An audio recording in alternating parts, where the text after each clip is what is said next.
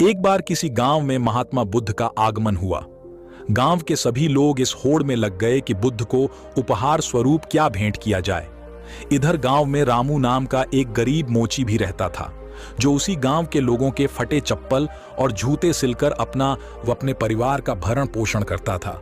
उसने देखा कि उसके घर के बाहर के तालाब में बेमौसम एक कमल का फूल खिला। उसकी इच्छा हुई कि आज नगर में महात्मा आए हैं, सब लोग तो उधर ही गए हैं, आज हमारा मोची वाला काम तो चलेगा नहीं, आज यह फूल बेचकर ही गुजारा कर लेता हूं।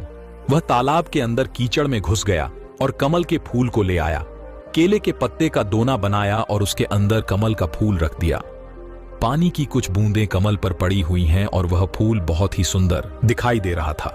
इतनी देर में गांव का एक सेठ मोची के पास आया और आते ही कहा, क्यों, क्या तुम यह फूल मुझे बेचोगे? आज हम आपको इस फूल के बदले 2 चांदी के सिक्के दे सकते हैं। क्या तुम मुझे अपना ये कमल का फूल बेचोगे?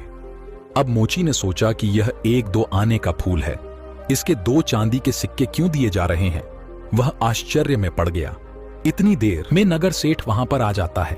उसने कहा, भाई, फूल बहुत अच्छा है, यह फूल हमें दे दो, हम इसके बदले तुम्हें 10 चांदी के सिक्के दे सकते हैं। मोची ने सोचा, इतना कीमती है यह फूल? नगर सेठ ने मोची को सोच में पड़े देखकर कहा कि अगर पैसे कम हो तो मैं तुम्हें ज्यादा सिक्के भी दे सकता हूं। मोची ने सोचा, क्या बहुत कीमती है यह फूल? नगर सेठ ने कहा, मेरी इच्छा है कि मैं महात्मा के चरणों में यह फूल रखूं, इसलिए इसकी कीमत लगा रहा हूं। इतनी देर में उस राज्य का मंत्री अपने वाहन पर बैठा हुआ मोची के पास आ गया और कहता है, क्या बात है, कैसी भीड़ लगी हुई है? अब लोग कुछ बताते इससे पहले ही उसका ध्यान उस फूल की तरफ गया। उसने मोची से पूछा, क्या यह फूल मुझे बेचोगे?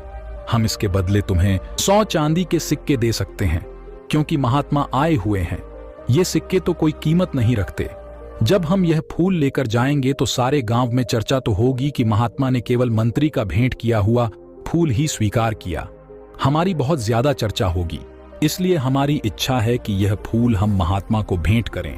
और कहते हैं कि थोड़ी देर के बाद उस राज्य का राजा वहां पहुंच गया। राजा ने भीड़ को देखा। देखने के बाद वजीर से पूछा कि बात क्या है। वजीर ने बताया कि कमल के फूल का सौदा चल रहा है। राजा ने देखते ही कहा, इसको हमारी तरफ से 1000 चांदी के सिक्के भेंट करना, ये फूल हम लेना चाहते हैं। गरीब मोची ने कहा, लोगे तो तभी जब हम बेचेंगे, हम बेचना ही नहीं चाहते। अब राजा कहता है कि बेचोगे क्यों नहीं? उसने कहा कि जब महात्मा के चरणों में सब कुछ न कुछ भेंट करने के लिए पहुंच रहे हैं तो ये फूल इस गरीब की तरफ से आज उनके चरणों में मैं भेंट करूंगा। राजा बोला, देख लो, 1000 चांदी के सिक्कों से तुम्हारी पीढ़ियां तर सकती हैं। गरीब मोची ने कहा, मैंने तो आज तक राजाओं की संपत्ति से किसी को तरते नहीं देखा, लेकिन महान पुरुषों के आशीर्वाद से लोगों को तरते जरूर देखा है। राजा मुस्कुराया और कहा, तेरी बात में दम है, जैसी तेरी मर्जी, तू ही भेंट कर लें। अब राजा तो उस उद्यान में चला गया जहां महात्मा ठहरे हुए थे, और बहुत ही जल्दी फूल की चर्चा महात्मा के कानों तक भी पहुंच गई कि आज कोई आदमी फूल लेकर आपको भेंट करने आ रहा है, जिसकी कीमत बहुत लगी है। वह गरीब आदमी है, इसलिए फूल बेचने निकला था कि उसका आज का गुजारा हो जाएगा, किंतु उसने यह फूल बेचा नहीं और आपके पास आ रहा है। जैसे ही वह गरीब मोची फूल लेकर बुद्ध की सभा में पहुंचा तो शिष्यों ने महात्मा से कहा कि वह व्यक्ति आ गया है।